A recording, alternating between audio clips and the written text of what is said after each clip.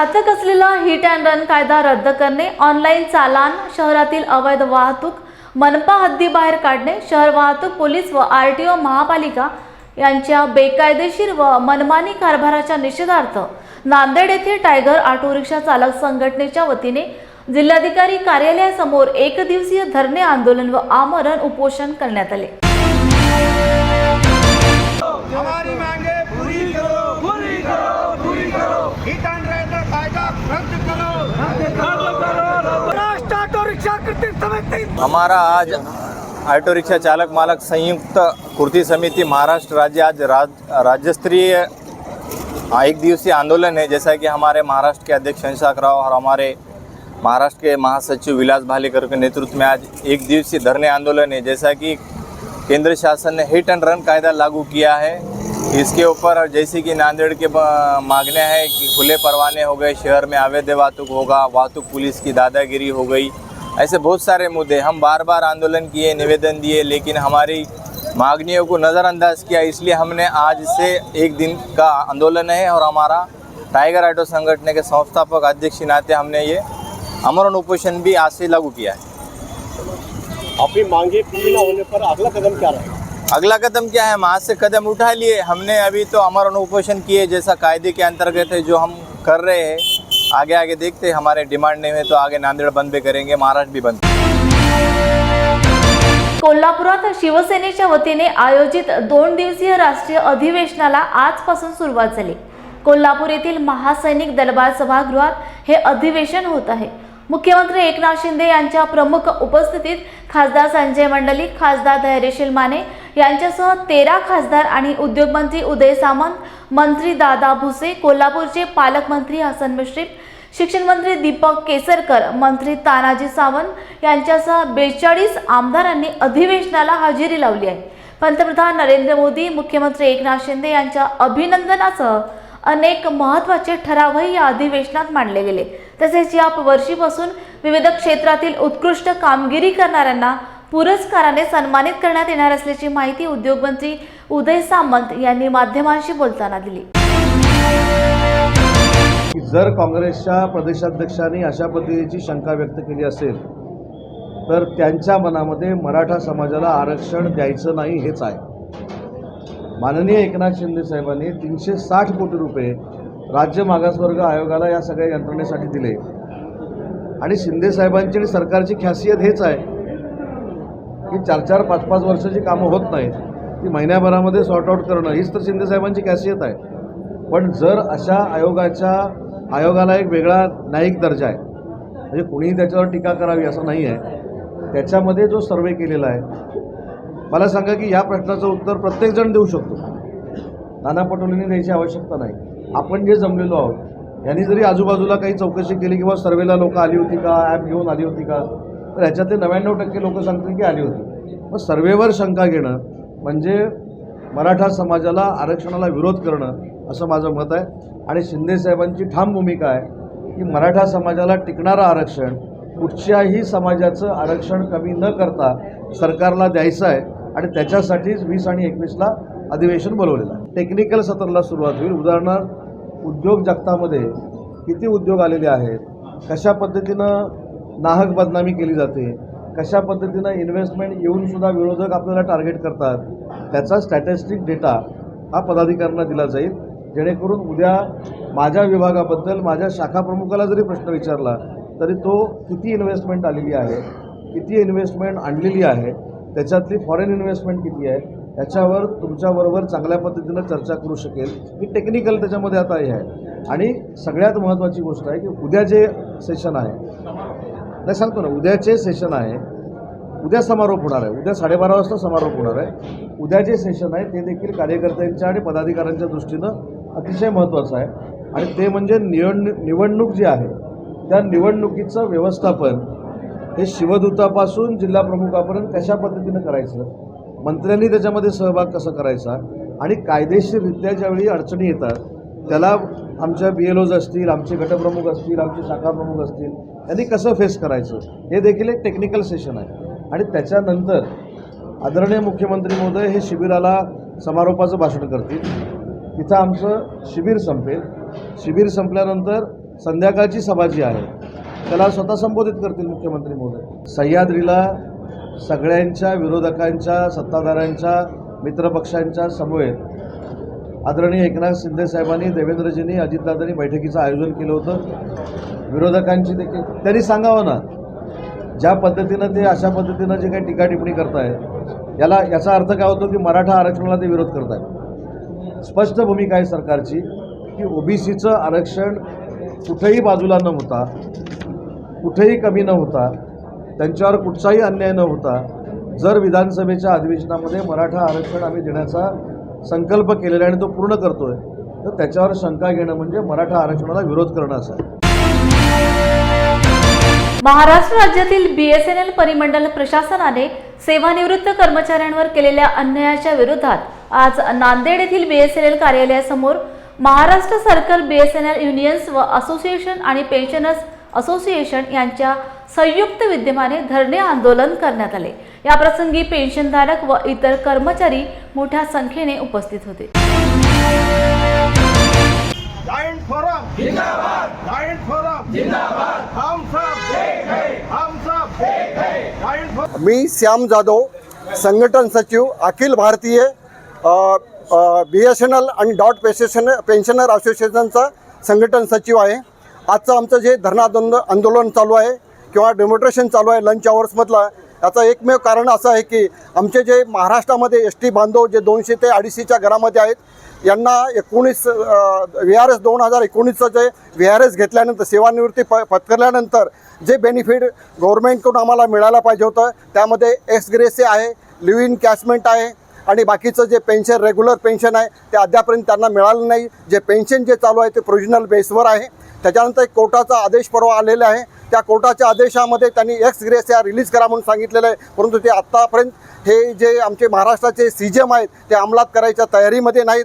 म्हणून हा अन्याय होत आहे आणि आमचा ST बांधव आज घरी उपाशी मरत आहे. त्यांच्या बाळांचे फार बेहाल होत आहे. गेले 4 वर्ष झालं ऐच्छिक सेवानिवृत्ती पत्करून, परंतु त्यांचा जो हक्काचा जो पैसा होता एक्स ग्रेसिया तो मिळाला नाही, लिव्ह इन कॅशमेंट ते मिळालं नाही, बाकीच्या ज्या बेनिफिट्स त्या मिळाल्या नाहीत. म्हणून आम्ही हे जॉईंट फोरममध्ये या BSNLमध्ये जे अनेक पदाधिकाऱ्यांचे, अधिकाऱ्यांचे, तृतीय कर्मचाऱ्यांच्या ज्या संघटना, असोसिएशन आहेत, सर्वच आम्ही जॉईंटच्या फोरमच्या माध्यमावर एका प्लॅटफॉर्मवरून आम्ही हक्क देण्यासाठी, संघर्षाचा न्याय करण्यासाठी, संघर्षाला एक कुठला मोठा एक साथ मिळण्यासाठी आम्ही सर्वत्र आज एकत्र येत आहोत. हा आमचा पहिला कार्यक्रम जर असत रे, येणाऱ्या काळामध्ये आम्ही दीर्घ आंदोलन करू, संप करू आणि आम्ही धडक मोर्चा, CGM ऑफिस आहे, CC ऑफिस आहे, तिथं आम्ही 29 तारखेला सत्याग्रह आंदोलन करण्यासाठी आम्ही उतरायला लागलो. या सत्याग्रह आंदोलनामध्ये महाराष्ट्रातल्या ज्यांच्यावर अन्याय झाला अशा अन्यायग्रस्त विथ फॅमिली लेकरा बाळासहित उतरणार आहेत. या लेकरा बाळासहित उतरणाऱ्या,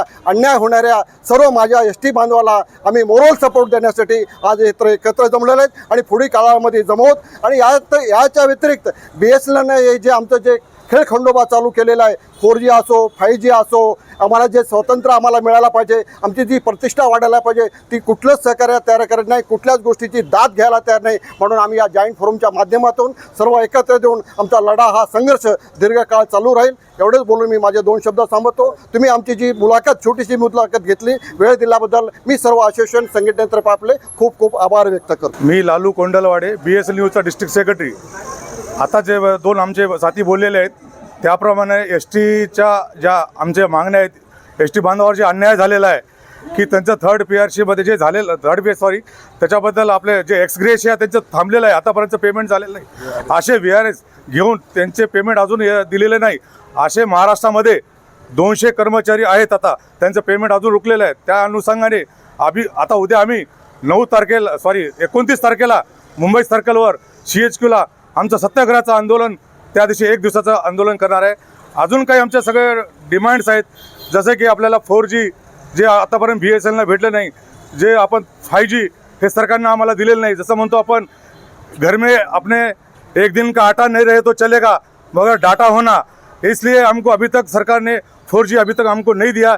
इसलिए हमारा डिमांड है और सबके मैं अभी इस वक्त सबका मैं आभार प्रदर्शन करता हूँ. सब लोगों ने आए, इसका धन्यवाद करता हूँ और मैं बात समाप्त हूँ. जय हिंद, जय महाराष्ट्र.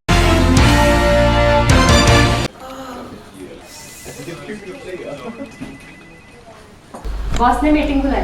क्या यार, आदमी की तकलीफ को तो समझो। बाहर बाहर उठो बैठो।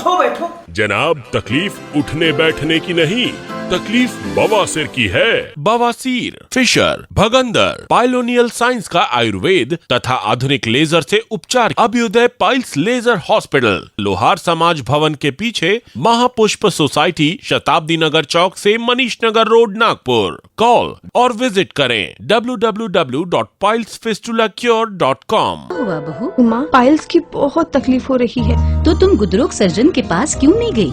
देखो, जैसे हार्ट के लिए हार्ट स्पेशलिस्ट, ब्रेन के लिए ब्रेन स्पेशलिस्ट, तो पाइल्स के लिए पाइल्स स्पेशलिस्ट क्यों नहीं? स्त्री हो या पुरुष, टॉयलेट में तकलीफ केवल पाइल्स ही नहीं, और भी कई प्रकार के गुदरोग तथा कैंसर भी हो सकता है। इसीलिए इसकी प्रत्यक्ष जांच जरूरी है। ठीक है माँ, पर जांच के लिए हम जाएंगे कहाँ? वही काले आयुर्वेदिक पाइल्स हॉस्पिटल में। लेकिन माँ, प्रेगनेंसी में पाइल्स की दवाइयाँ? प्रेगनेंसी में आयुर्वेदिक दवाइयाँ सुरक्षित होती है। जनहित में जारी। काले आयुर्वेदिक पाइल्स हॉस्पिटल, औषधि चिकित्सा तथा सर्जरी ट्रीटमेंट उपलब्ध। हमारा पता उमरेड रोड, दिघौरी बस स्टॉप के पास, नागपुर। अधिक जानकारी के लिए वेबसाइट पर जाएं kalepailshospital.com। भद्रावती येथील जय भीम महिला संघटनेच्या वतीने स्त्री शक्तीच्या सन्मानार्थ त्यागमूर्ती माता रमाई, पहिल्या मुस्लिम शिक्षिका फातिमा शेख, स्वराज्य जननी मा जिजाऊ, श्रीमुक्तीच्या अग्रणी माता सावित्रीबाई फुले आणि राणी अहिल्याबाई होळकर यांची संयुक्त जयंती साजरी करण्यात आली। सामाजिक कार्यकर्ता कविता मडावी, उपविभागीय पोलीस अधिकारी नयोमी साटम, मूल पोलीस ठाण्याचे पोलीस निरीक्षक अविनाश मेश्राम आणि प्राध्यापक संजय बोधे यांच्या उपस्थितीत ही जयंती साजरी करण्यात आली। बौद्ध विहार हे फक्त पूजा करण्याचे केंद्र न ठेवता प्रत्येक बौद्ध विहारात अभ्यासिका असणे आवश्यक असल्याचे मत पोलीस निरीक्षक अविनाश मेश्राम यांनी यावेळी व्यक्त केले।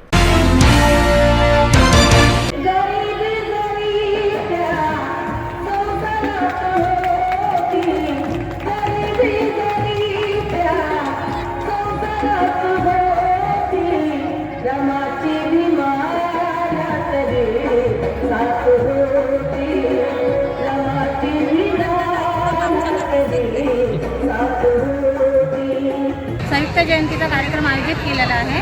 हा कार्यक्रम आयोजित करण्याचा मागचा उद्देश एकच आहे की सगळ्या महिलांची जयंती आतापर्यंत निघून गेलेली आहे, फक्त अहिल्याबाई होळकर यांची जयंती बाकी आहे।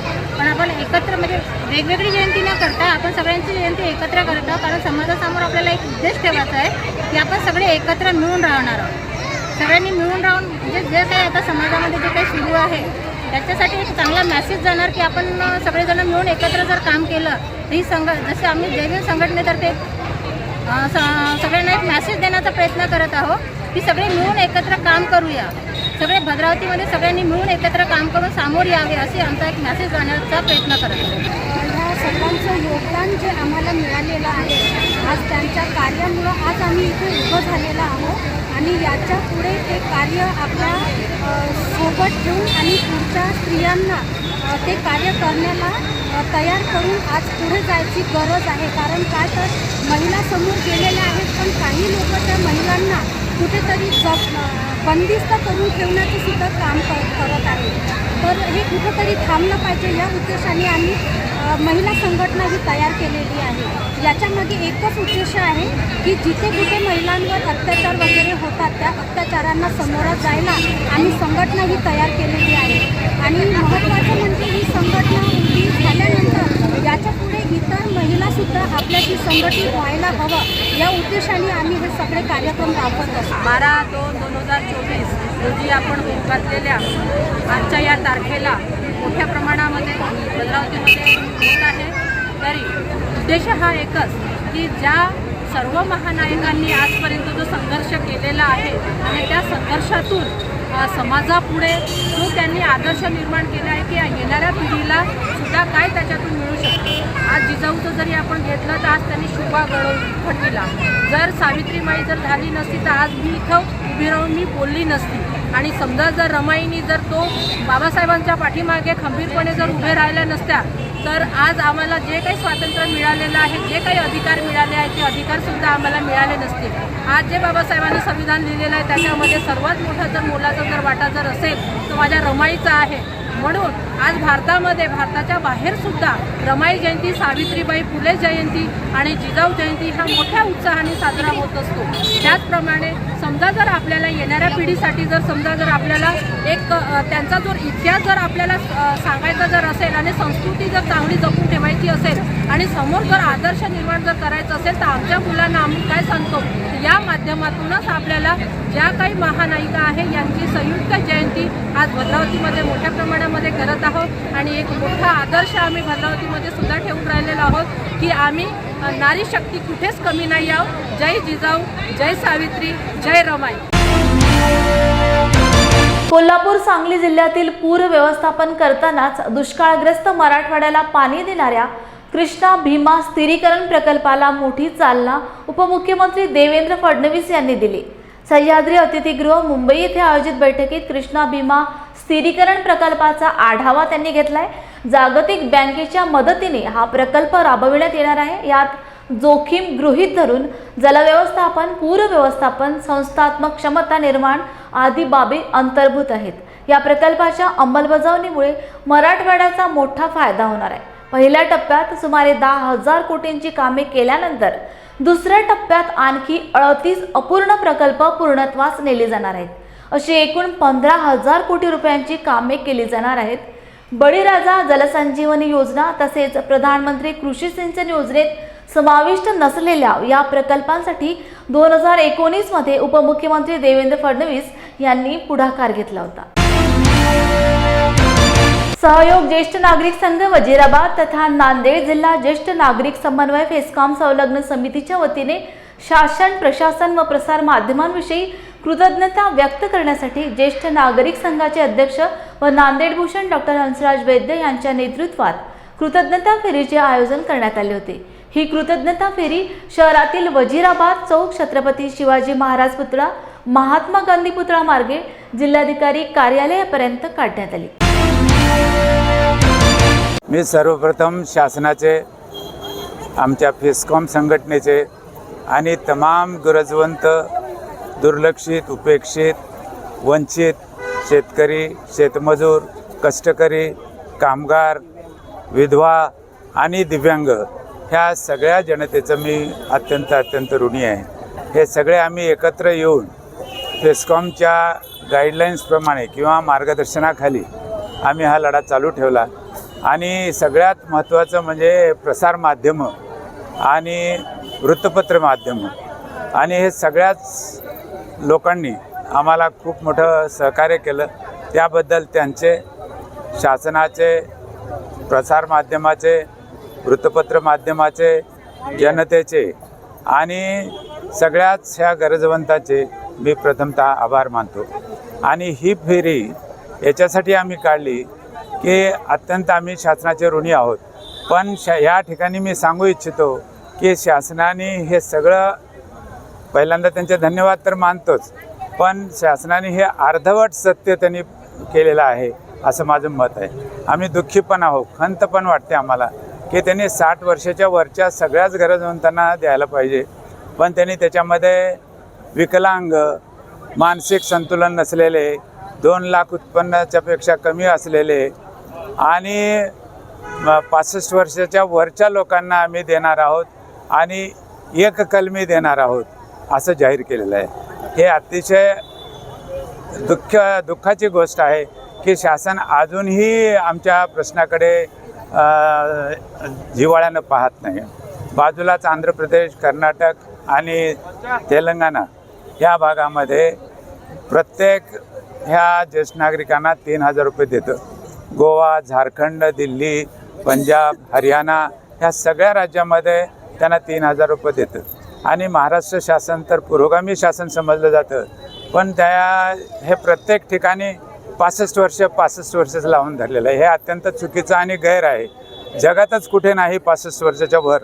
आम्हाला तुम्ही 58व्या वर्षी रिटायर करता, 60 वर्षाच्या वर ज्येष्ठ नागरिक समजता आणि 65 वर्ष, 75 वर्ष त्याच्यावरचे हे जे तुम्ही विधानं करता हे अत्यंत गैर आहेत असं मला ह्या ठिकाणी नमूद करावं असं वाटतं. सर, पुढचं पाऊल काय असेल? आम्ही ज्या आमच्या त्रोटक मागण्या आहेत की आमचा आधी तुम्ही धोरण स्वीकारा आणि स्वीकारून नुसतं बसू नका. स्वीकारलेलं तर आहेतच तुम्ही, पण अंमलात आणा. ज्येष्ठ नागरिकांचं धोरण प्रथम अंमलात आणा. त्यानंतर 60 वर्षच ग्राह्य धरा. त्याच्यानंतर आमच्या ज्या मागण्या आहेत, त्या ज्या काही सुविधा आहेत, ज्या काही तुमच्या योजना आहेत, त्या 60 वर्षाच्या वरच्या लोकांना, गरजवंतांना द्या तुम्ही. माझ्यासारख्या डॉक्टर, वकील, इंजिनियर, प्राध्यापक, प्रोफेसर किंवा प्राचार्यांना, अशा लोकांना तुम्ही देऊ नका. किंवा ज्यांना आम्हाला खूप काही आहे अशा लोकांना न देता गरजवंतांना द्या. ह्या ठिकाणी मी कळकळीची विनंती करतो. आणि त्यातल्या त्यात विधवा महिला, आता आमच्या माताजी समोर बसलेल्या आहेत, अर्ध्यापेक्षा जास्त विधवा माताजी आहेत. ह्यांच्याकडे तुम्ही पाहिलं पाहिजे. आज कसं जगावं त्यांनी, हा प्रश्न आहे. आम्ही 3,500च मागतो. ह्याचं कारण असं की 2दाची रोटी आणि 2दाचा चहा जरी मिळाला आम्हाला, तर आम्ही कुटुंबातच, आम्हाला 3 स्टार 5 स्टार, आम्हाला वृद्धाश्रम नको, आम्हाला घरातच आम्ही आनंदाने राहू शकतो. आम्हाला 3,000 रुपये जर तुम्ही मान्य केलं, 3,500 रुपये मान्य केलं. माझं नाव प्राध्यापक डॉक्टर सौ ज्योती प्रकाश डोईफोडे असून मी वनिता विकास ज्येष्ठ नागरिक महिला संघाची अध्यक्ष आहे. आम्ही खूप दिवसापासून उपेक्षित वंचित लोकांसाठी आणि विशेषतः महिलांसाठी काम करतो. आणि ज्येष्ठांना जास्तीत जास्त जे गरजवंत आहेत, उपेक्षित आहेत, अशांना शासनाकडून मदत मिळावी, ही भीक नव्हे तर त्यांचा अधिकार त्यांना मिळावा, यासाठी आम्ही हक्काने आत्तापर्यंत लढलो आहोत आणि आताही लढत आहोत. आता शासनाने जे आम्हाला एक गाजराचं बोट दाखवलं आणि तोंडाला पत्रावळी फासल्या, ते आम्हाला मंजूर नाही. फक्त एक रकमी 3,000 रुपये एकदा देणार आणि मग नंतर तुम्ही कुठे आणि आम्ही कुठे, हे नाही. शासनाचं आणि ज्येष्ठांचं एक बांधिलकीची नातं असावं आणि सर्वांविषयीच त्यांना ज्येष्ठांविषयी आत्मीयता, जिव्हाळा आणि आपुलकी असावी, असं आम्हाला मनोमन वाटतं. आणि त्यासाठीच आम्ही हा कृतज्ञता सोहळा, फक्त एक नाममात्र त्यांनी आमच्या प्रश्नांच्यासाठी थोडंसं का होईना दार किलकिलं केलं, त्याच्या पाठीमागे त्यांचा राजकीय हेतू असो की कोणताही असो, परंतु थोडंसं किंचितचं दार उघडलं म्हणून कृतज्ञता सोहळा. परंतु त्याचबरोबर आम्हाला जे वाटतं त्या संदर्भामध्ये आमचा संघर्ष हा अविरत चालू राहील आणि तो आम्ही संपवणार नाही. कारण आम्हाला दरमहा जे गरजवंत वृद्ध आहेत, महिला असो किंवा पुरुष असो, तर प्रत्येक गरजवंत वृद्धाला दरमहा 3,500 रुपये प्रति महिना मिळावा आणि त्याचबरोबर इतर ज्या सवलती आहेत त्याही सर्व त्यांना मिळाव्यात. आणि हा त्यांचा हक्क आहे, अधिकार आहे, ही भीक म्हणून आम्ही मागत. जय भीम इंडियाच्या बातमीपत्रात वेळ झाली येथेच थांबण्याची. पुन्हा भेटूया ताजा घडामोडी घेऊन. जय भीम.